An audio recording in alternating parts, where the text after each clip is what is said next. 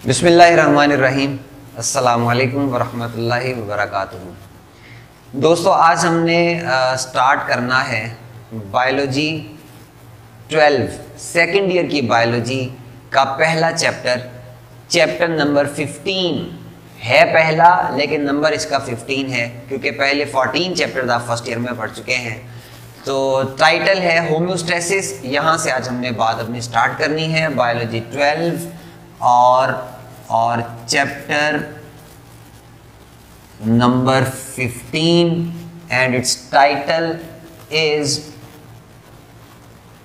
Homeostasis. दोस्तों, आज मैं आपको सबसे पहले बताना चाहूंगा कि होम्योस्टैसिस क्या है। एक एग्जाम्पल से बात समझेंगे, तवज्जो रही आपकी तो आपको समझ आएगी बहुत अच्छे तरीके से। क्या आपने कभी केमिस्ट्री सब्जेक्ट में एक केमिकल रिएक्शन पढ़ा होगा कि नाइट्रोजन और हाइड्रोजन ये दोनों आपस में मिले एक रिवर्सिबल रिएक्शन होता है और दोनों मिलकर बनाते हैं अमोनिया गैस बनाते हैं। अगर आप इसको बैलेंस करना चाहें तो यहाँ पर आप लगाएंगे 2 और यहाँ पर लगाएंगे 3। मतलब ये बना कि नाइट्रोजन का एक मॉलिक्यूल हाइड्रोजन के 3 मॉलिक्यूल्स आपस में मिले तो अमोनिया गैस के बनते हैं 2 मॉलिक्यूल्स। इस एग्जाम्पल से मैं होम्योस्टैसिस तक आप दोस्तों को लेके जाऊंगा, जरा ध्यान रखिएगा। देखिए, आपने ये भी पढ़ा होगा कि इस केमिकल रिएक्शंस के होने के लिए हमें चाहिए अ सेट ऑफ कंडीशंस। आपने पढ़ा हुआ है यहाँ पर हमें ऑलमोस्ट 150 से 200 एटमॉस्फेरिक प्रेशर चाहिए। अगर इतना प्रेशर होगा तो रिएक्शन बहुत ज़बरदस्त तरीके से बड़ी तेज़ी के साथ कंप्लीट होगा। साथ के साथ हमें चाहिए तकरीबन 400 से 450 डिग्री सेंटीग्रेड टेम्परेचर इस रिएक्शन को होने के लिए। और हमें इसके साथ चाहिए कोई ना कोई कैटलिस्ट, जो यहाँ पर बहुत सारे हो सकते हैं। आयरन हो सकता है आयरन ऑक्साइड की शक्ल में, या एल्युमिनियम हो सकता है एल्युमिनियम ऑक्साइड की शक्ल में, या कोई और मेटल जिंक वगैरह। या आपको केमिस्ट्री वाले टीचर ज़्यादा बेहतर बता सकते हैं कि कौन कौन सी चीज़ें यहाँ पर कैटलिस्ट के तौर पर इस्तेमाल हो सकती हैं, लेकिन कैटलिस्ट होना लाजमी है। जिंक वगैरह यहाँ पर जो मेटल्स हैं वो भी कैटलिस्ट के तौर पर इस्तेमाल हो सकती हैं। ये रिएक्शन आप पहले पढ़ चुके हैं। मेरा इस रिएक्शन को लिखने का मकसद क्या है, ये बताना कि इस केमिकल रिएक्शन को करवाने के लिए ये सेट ऑफ कंडीशंस का होना लाजमी। अगर ये कंडीशंस, 3 कंडीशंस हैं यहाँ पे, कौन कौन सी? एक है प्रेशर, एक है टेम्परेचर और एक है कैटलिस्ट। अगर ये 3 कंडीशंस मौजूद होंगी तो ये रिएक्शन अपनी बेस्ट परफॉर्मेंस देगा। ये जबरदस्त तरीके से केमिकल रिएक्शन हो जाएगा। लेकिन अगर इनमें से कोई एक कंडीशन भी मिसिंग हो, कंप्लीट ना हो, तो ये रिएक्शन सही तरह से हो नहीं पाएगा, इसकी एफिशिएंसी मुतासिर हो जाएगी। अब जरा गौर कीजिए, अगर एक लेबोरेटरी के अंदर होने वाला रिएक्शन इतनी कंडीशंस को रिक्वायर करता है, तो आप जरा गौर करें कि हमारी बॉडी जो बनी हुई है लाखों की तादाद में सेल्स के मिलने से, और आप जानते हैं कि हर वक्त हर सेल के अंदर एनर्मस केमिकल रिएक्शंस हो रहे हैं।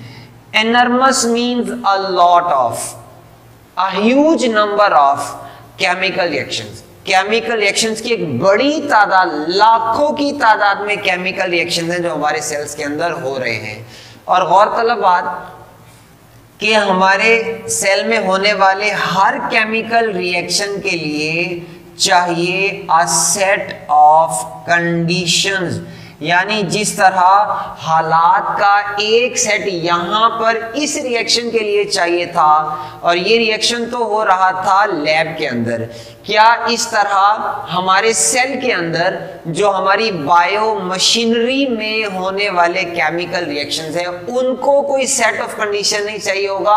डेफिनेटली चाहिए। हमारे सेल के अंदर होने वाले जो केमिकल रिएक्शंस हैं उनको भी मखसूस हालात चाहिए ताकि वो केमिकल रिएक्शन अपनी बेस्ट परफॉर्मेंस दे पाए।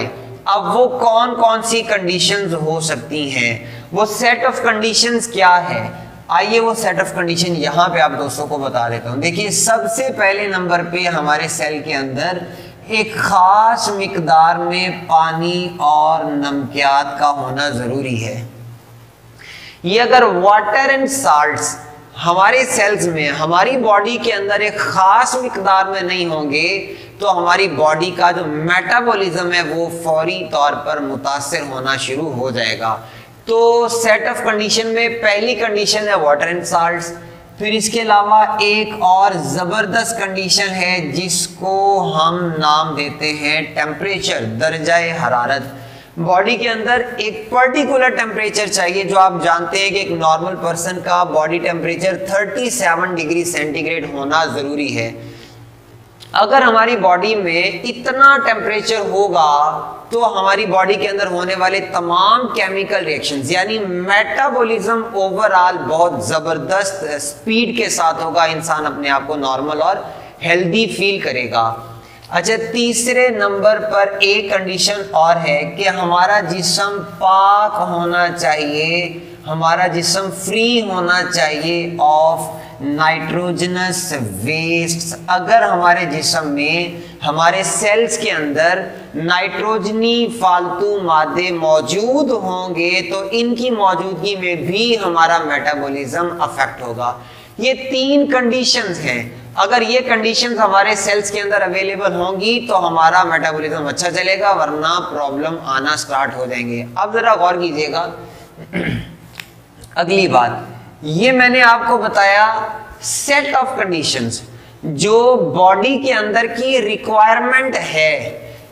तो ये तो आमतौर पर बॉडी के अंदर होता है, सेट ऑफ कंडीशन तो बॉडी में अवेलेबल होता है। तो प्रॉब्लम क्या है? देखिए असल प्रॉब्लम ये है प्यारे बच्चों, दोस्तों, प्रॉब्लम ये है कि ये तमाम कंडीशंस होती हैं अंडर द, ये समझने वाली बात यहां पे आ रही है, under the influence of external body conditions. ये यहां पर सबसे अहम बात आ रही है कि ये कंडीशन जो बॉडी के अंदर की जाने मौजूद है, ये कंडीशंस बॉडी के बाहर वाली कंडीशंस के जेरे असर होती हैं। अंडर द इन्फ्लुएंस, जेरे असर है किसके? एक्सटर्नल बॉडी के, बॉडी की एक्सटर्नल जो कंडीशंस होती हैं उनके जेरे असर। मिसाल के तौर पे जो हमारा बॉडी के बाहर का इन्वायरमेंट है, जो हमारी बॉडी के बाहर का माहौल है, हमारा इन्वायरमेंट बॉडी के बाहर ही होगा, जाहिर सी बात है। एक्सटर्नल इन्वायरमेंट जिसे हम नाम देते हैं एक्सटर्नल इन्वायरमेंट है। अच्छा, इसके अंदर टेम्परेचर को जरा एक नजर देखा जाए। एक्सटर्नल इन्वायरमेंट में अगर टेम्परेचर को देखा जाए तो आप जानते हैं टेम्परेचर फ्लक्चुएट करता है बहुत ज्यादा, कभी बहुत ज्यादा होगा, कभी बहुत कम होगा। बाज़ दफा ये फ्लक्चुएशन एक शॉर्ट टर्म में होती है, बाद दफा लॉन्ग टर्म में होती है। शॉर्ट टर्म से मुराद ये कि दिन में दर्जा हरारत बहुत ज्यादा है और गर्मियों में आप जानते हैं कि दिन में 48-49 तक जाता है, 50, बाद इलाकों में 51-2 तक भी जाना शुरू हो गया। और उन्हीं इलाकों में रात के टाइम में टेम्परेचर कम होकर 20-25-30 तक भी आना शुरू हो जाता है। अच्छा, ये तो था शॉर्ट टर्म में, दिन में और रात में और। लेकिन लॉन्ग टर्म में आप देखें तो सर्दियों और गर्मियों के दर्जे हरारत का फर्क आप देखेंगे तो वो काफी ज्यादा होता है। बॉडी के बाहर इन्वायरमेंट की बात कर रहा हूं। तो अगर यहां पर इन्वायरमेंट में चेंज आए, फ्लक्चुएटिंग टेम्परेचर अगर मौजूद हो इन्वायरमेंट के अंदर, तो उसी इन्वायरमेंट में ये बॉडी मौजूद है और इस बॉडी के अंदर का ये वाला टेम्परेचर भी मौजूद है। तो क्या ये टेम्परेचर इस फ्लक्चुएटिंग टेम्परेचर के जेरे असर मुतासिर नहीं होगा? बिल्कुल हो सकता है। बाहर टेम्परेचर बढ़ेगा तो उसके जेरे असर बॉडी का टेम्परेचर बढ़ सकता है, बाहर टेम्परेचर कम होगा उसके जेरे असर बॉडी का टेम्परेचर कम हो सकता है। ये तो टेम्परेचर की मैंने बात बताई। इसी तरह वाटर एंड साल्ट्स, बॉडी के बाहर का इन्वायरमेंट देखें, वहां पर फ्लक्चुएट करता है। फ्रेश वाटर के अंदर जो साल्ट्स हैं वो डिफरेंट है, जो सी वाटर के अंदर साल्ट्स डिफरेंट है, खुश्की पर इन्वायरमेंट और है, पानी के अंदर इन्वायरमेंट और है। तो ये इन्वायरमेंट फ्लक्चुएट कर रहा है। इस फ्लक्चुएटिंग इन्वायरमेंट का इसके ऊपर इम्पैक्ट है बहुत ज्यादा। अब जरा ध्यान कीजिए, अगर टेम्परेचर बढ़ने से ये टेम्परेचर भी बढ़ जाए तो हमने कहा था ये सेट ऑफ कंडीशन चाहिए हमारे बॉडी के मेटाबॉलिज्म के लिए। अगर ये चेंज हो जाएगा तो क्या मेटाबॉलिक रिएक्शन बॉडी के अंदर हो पाएंगे? बिल्कुल नहीं हो पाएंगे।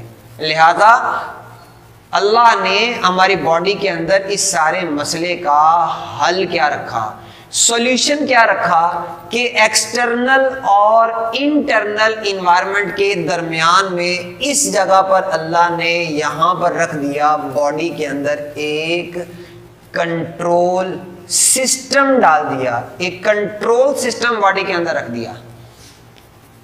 ये अल्लाह की हम ऑर्गेनिजम्स के लिए, खास तौर पे हम इंसानों के लिए, बाकी जो वार्म ब्लडेड एनिमल्स हैं या और दूसरे जानवर हैं उनके लिए एक अल्लाह की खसूसी नेमत है कि हमारा कंट्रोल सिस्टम क्या करेगा, एक्सटर्नल फ्लक्चुएटिंग इन्वायरमेंट के जेरे असर जो इंटरनल इन्वायरमेंट में तब्दीलियां पैदा होनी थी, इन तब्दीलियों को मिनिमाइज करना ये काम है कंट्रोल सिस्टम का। मिनिमाइज करना यानी इसके अंदर ऐसे स्ट्रक्चर्स मौजूद हैं, ऐसा सिस्टम मौजूद है यहाँ पर जो क्या करेगा, बाहर टेम्परेचर बहुत ज्यादा बढ़ भी जाए बॉडी टेम्परेचर को बढ़ने नहीं देगा, बाहर टेम्परेचर बहुत ज्यादा कम भी हो जाए तो बॉडी टेम्परेचर को कम नहीं होने देगा। ये कंट्रोल सिस्टम क्या करता है, बाहर बदलते माहौल का असर बॉडी के ऊपर कम से कम पैदा होने देगा। मुझे आप ये बताएं कि इतनी बात आप दोस्तों को समझ आई है? अब मेरे सामने तो बैठे नहीं, जो आप मुझे बताएंगे अपने अपने घरों में बैठे, तो मैं एक्सपेक्ट करता हूं कि ये पॉइंट आप समझ गए होंगे। मैं एक्सपेक्ट ये करता हूं, मैं इससे इस बात को लेकर थोड़ा और आगे बढ़ता हूं। देखिए अभी तक जो एक बात मोटी बात समझ में आने वाली क्या कि external environment fluctuating, control system, और वो क्या करता है, इंटरनल इन्वायरमेंट में तब्दीली को मिनिमाइज करता है, कम करता है, ताकि इंटरनल इन्वायरमेंट, ये वाला जो इंटरनल इन्वायरमेंट है, एक नैरो रेंज में रहे। यानी बॉडी टेम्परेचर 37 से थोड़ा कम, थोड़ा ज्यादा तो होगा लेकिन बहुत ज्यादा आगे पीछे नहीं रहेगा। तो ये बॉडी टेम्परेचर को मेंटेन करना, वाटर एंड साल्ट्स को मेंटेन करना और ये फ्री ऑफ वेस्ट मटेरियल्स को मेंटेन करना, ये डिटेल्स में आगे जाएंगे हम। ये काम इस कंट्रोल सिस्टम का। होम्योस्टेसिस क्या है? यही तो है होम्योस्टेसिस। मतलब मैं होम्योस्टेसिस की क्या डेफिनेशन है कि फ्लक्चुएटिंग एक्सटर्नल इन्वायरमेंट के जेरे असर, बदलते बैरूनी माहौल के बावजूद जिस्म का अंदरूनी माहौल एक खास रेंज में बरकरार रखना, इसी को होम्योस्टेसिस कहते हैं। अगर मैं इसकी होम्योस्टेसिस की डेफिनेशन में जाऊं तो एग्जैक्ट डेफिनेशन आप बुक से देख पाएंगे। मैं आपको आसान अल्फाज में यहां पे बना के दिखाना चाहूंगा। मैं कहता हूं कि maintenance of bodies internal environment, अंदरूनी माहौल, जिस्म के अंदरूनी माहौल का बरकरार रहना, under the fluctuating external environment. Fluctuating बदलते हुए, जिसमें उतार चढ़ाव हो, बदलते हुए बैरूनी माहौल के जेरे असर जिस्म के अंदरूनी माहौल का एक खास हद में बरकरार रहना, इसको हम नाम देते हैं होमियोस्टेसिस। तो दोस्तों ये तो था पहला पॉइंट आज जो मैंने आप दोस्तों को समझाना था, होमियोस्टेसिस क्या है। सिर्फ मैंने आपको इंट्रोडक्शन दिया और इसकी डेफिनेशन समझाई। तो यहीं पर होमियोस्टेसिस की जो 3 टाइप्स हैं वो आपको इसी जगह पर बता के फिर सारा बोर्ड रेज करता हूँ, फिर मैं चलूंगा अगले पॉइंट की तरफ। आज के इस लेक्चर का जो अगला पॉइंट है उसकी तरफ बढ़ेंगे। पहले जरा देखें होमियोस्टेसिस की जो 3 टाइप्स हैं, जरा उनके बारे में बात करें। देखिए अगर बॉडी के अंदर, मैंने कहा था ये 3 सेट ऑफ कंडीशंस, ये 3 कंडीशंस का एक सेट है हमारे पास। अगर तो हो maintenance of water and salts, ये मैंने वैसे यहां पर लिखा है वाटर एंड साल्ट्स। अगर इनकी मेंटेनेंस है तो इसको हम कहते हैं, इसे हम नाम देंगे ऑस्मोरेगुलेशन। ऑस्मोरेगुलेशन ये क्या है? वाटर एंड साल्ट्स को बॉडी के अंदर मेंटेन किया जाए तो ये ऑस्मोरेगुलेशन है। अब ये कैसे होगा, इस चैप्टर के आगे, इस चैप्टर में आगे जाके बहुत ज्यादा डिटेल्स हमने इसके बारे में अभी पढ़नी है। अच्छा, जबकि टेम्परेचर को मेंटेन करना, maintenance of temperature inside the body is known as thermoregulation. और इसी तरह से बॉडी में से जो फालतू नाइट्रोजनी मादे हैं इनको जिस्म से निकालना, इसको हम नाम देंगे एक्सक्रीशन। पौधे ये काम किस तरह करते हैं, जानवर ये काम किस तरह करते हैं, किस किस्म के एनिमल्स, मिसाल के तौर पे पानी में पाए जाने वाले जो मैरीन एनिमल्स हैं वो किस तरह ये काम करेंगे, जो फ्रेश वाटर एनिमल्स हैं वो किस तरह काम करेंगे, जो खुश्की वाले एनिमल्स हैं वो किस तरह काम करेंगे। तो ये सारी बातें हमने इन तीनों के बारे में इसी चैप्टर में आगे बहुत डिटेल के साथ पढ़नी है। तो ये पहला पॉइंट अभी कंप्लीट हुआ हमारा, होमियोस्टेसिस का इंट्रोडक्शन, डेफिनेशन और इसकी 3 टाइप्स और उनकी डेफिनेशंस। आइए इसी पहले टॉपिक को कंप्लीट करने की तरफ बढ़ते हैं और इसमें कुछ बातें 1-2 और हैं जो आपसे मैंने शेयर करनी है।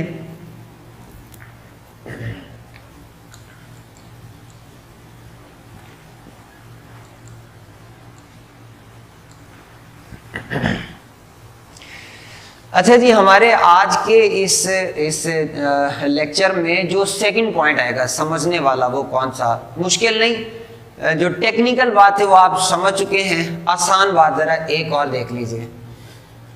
सेकंड पॉइंट आज का देखिए, होमियोस्टेसिस का जो अमल है बॉडी के अंदर वो 2 अलहदा लेवल्स पर होता है। बॉडी में 2 डिफरेंट लेवल्स पर होता है। एक होमियोस्टेसिस का अमल होता है ऑर्गेनिज्म लेवल पर और एक यही अमल होगा सेल लेवल पर। होमियोस्टेसिस का वर्ड जहां पर भी आ जाए तो वहां पर जहन में रखने वाली बात यह कि होमियोस्टेसिस हमेशा 2 इन्वायरमेंट्स के दरमियान में ताल्लुक का एक नाम है। होमियोस्टेसिस में हमेशा एक होगा एक्सटर्नल इन्वायरमेंट और एक होता है इंटरनल इन्वायरमेंट।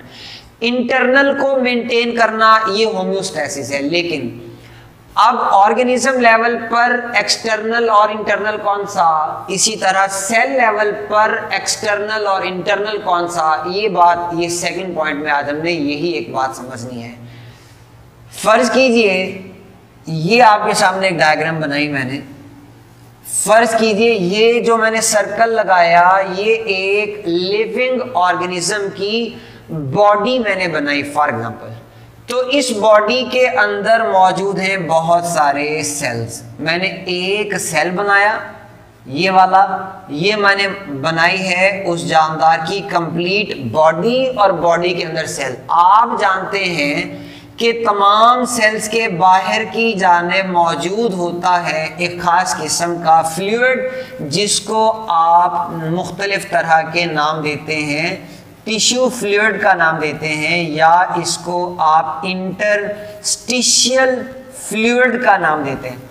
आप ध्यान में रखिए, कंप्लीट बॉडी का ये सारा इंटरनल इन्वायरमेंट और ये है एक्सटर्नल, ये एक्सटर्नल इन्वायरमेंट बॉडी के लिए विद रिस्पेक्ट टू बॉडी, और ये है internal environment with respect to body. Body के लिए ये है इंटरनल, बॉडी के लिए एक्सटर्नल।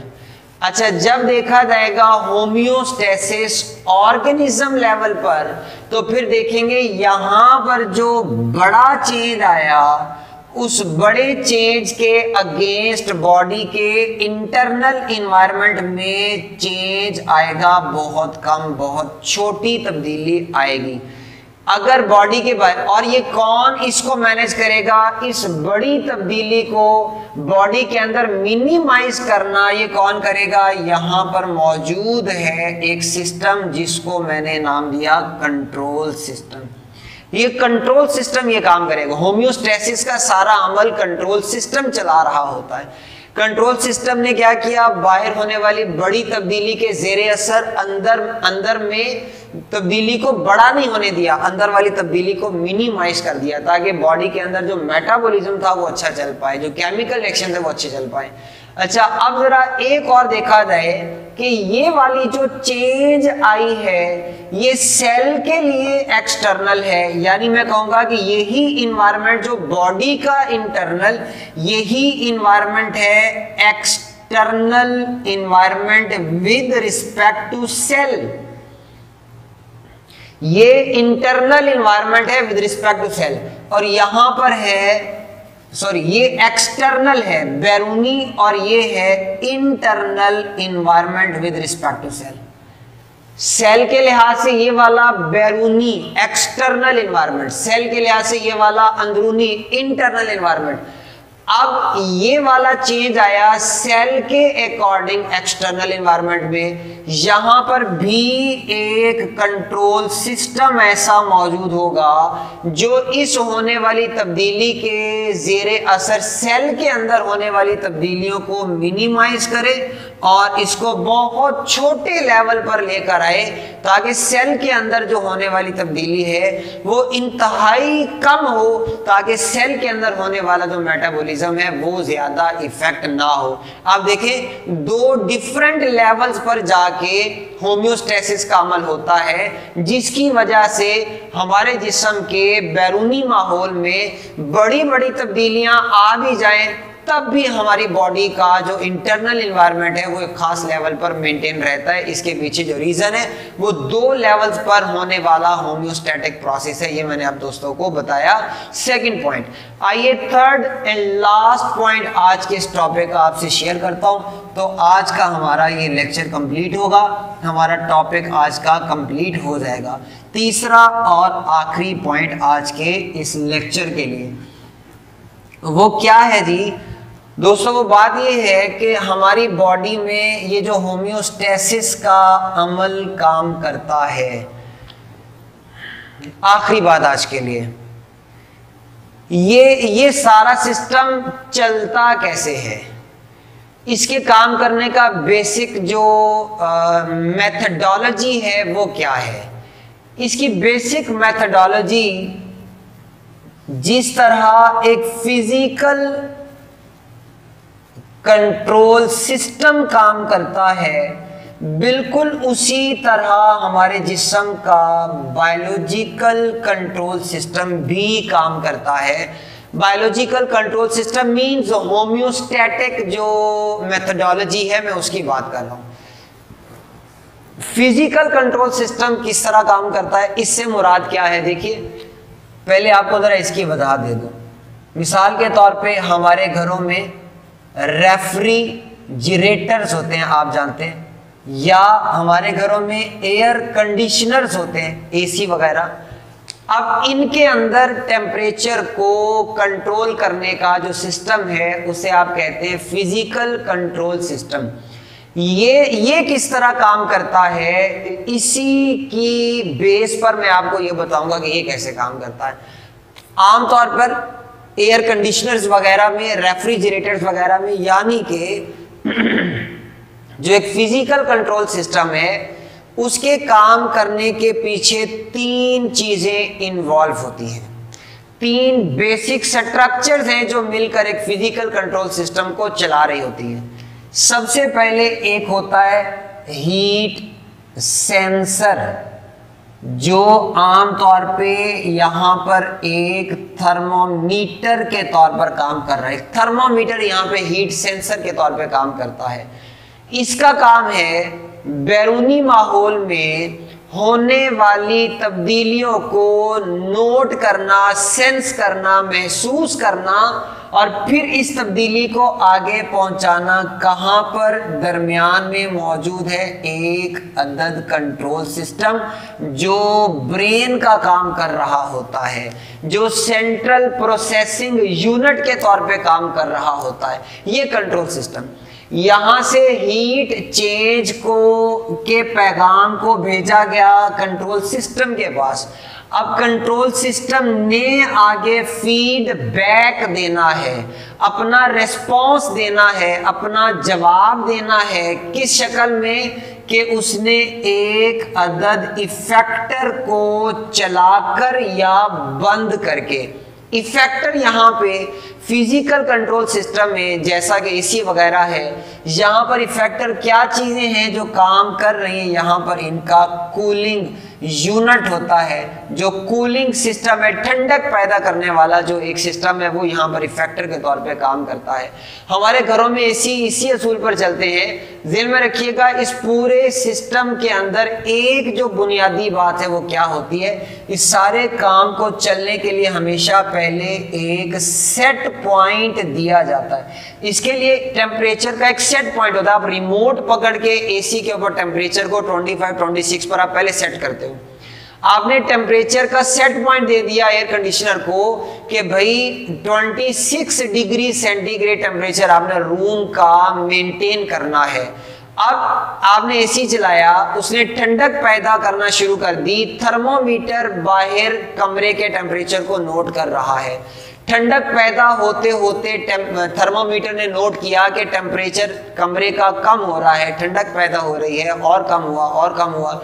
एक वक्त आया कि जब जो हमारा सेट पॉइंट था 26, उससे टेम्परेचर ठंडक पैदा होते होते और कम आ गया। अब टेम्परेचर में तब्दीली को नोट कौन कर रहा है? Heat sensor. पैगाम किसको जा रहा है? कंट्रोल सिस्टम को। कंट्रोल सिस्टम का काम है टेम्परेचर को सेट पॉइंट पर बरकरार रखना। ये जिम्मेदारी किसकी? कंट्रोल सिस्टम की।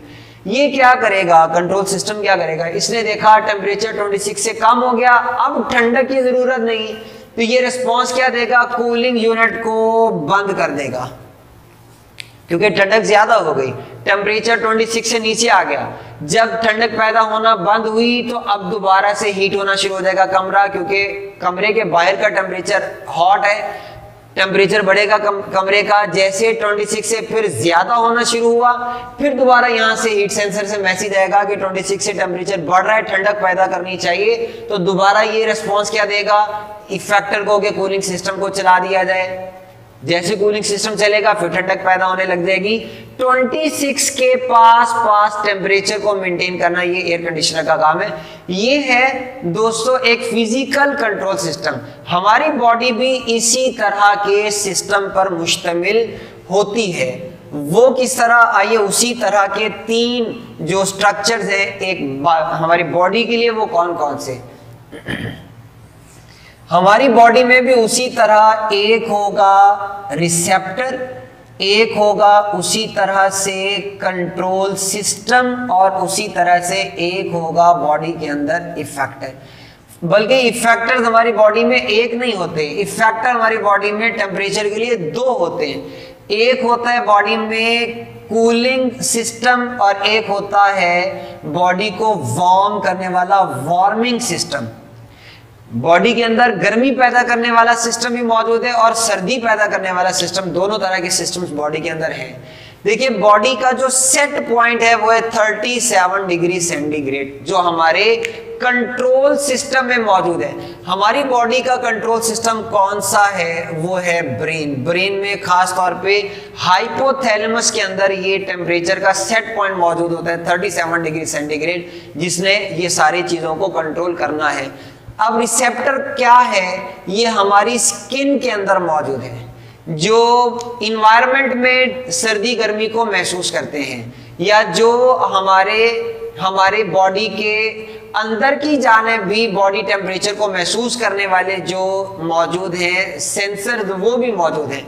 बॉडी का इंटरनल टेम्परेचर, ये स्किन तो है जो बाहर के टेम्परेचर को महसूस करेगी, लेकिन बॉडी के अंदर की जानिब जो रिसेप्टर हैं जो बॉडी के अंदर का टेम्परेचर महसूस करते हैं, उनका काम क्या है? देखें, जैसे बॉडी का टेम्परेचर 37 से फर्ज करें कम होना शुरू हुआ तो पैगाम किसके पास जाएगा? कंट्रोल सिस्टम के पास, दिमाग के पास। कंट्रोल सिस्टम क्या करेगा? टेम्परेचर कम हो रहा है तो टेम्परेचर बढ़ाना है बॉडी का, फौरी तौर पे ये वार्मिंग सिस्टम को ऑन करेगा, तो लीवर और मसल शिवर करेंगे, हीट पैदा होगी बॉडी के अंदर, तो जिस्म गर्म होगा।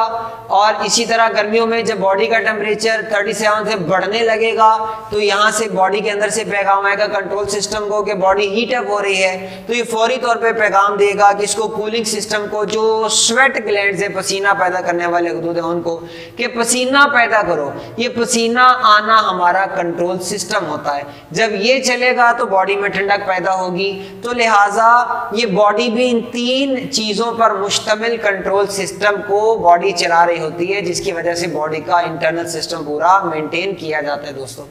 तो एक आखिरी बात आपके सामने ये है कि ये जो सिस्टम है सारा, इसको फीडबैक मैकेनिज्म का नाम देते हैं। फीडबैक मैकेनिज्म यानी बॉडी में होने वाली तब्दीली के जेरे असर रिस्पॉन्स दिया जाए। बॉडी का टेम्परेचर लो हुआ तो बदले में वार्मिंग सिस्टम को चला दिया, फीडबैक आ गया। बॉडी का टेम्परेचर हाई हुआ, कूलिंग सिस्टम को चला दिया गया, फीडबैक आ गया।